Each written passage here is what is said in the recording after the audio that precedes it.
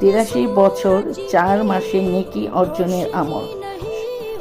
শবে কদরের রাত্রিতে ইবাদত বন্দেগী করলে 83 বছর 4 মাসে নেকি লাভ হয়।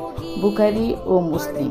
তাই আমরা সকলে বেশি বেশি করে শবে কদরে ইবাদত বন্দেগীতে মশগুল থাকি এবং আল্লাহর সন্তুষ্টি লাভ করি এবং আমরা আমল করি যে আমাদের সকলের গুনাহ খাতা থেকে আল্লাহ পাক এই দিনে মাফ করে সকলেরকে শান্তি নসিব করুন।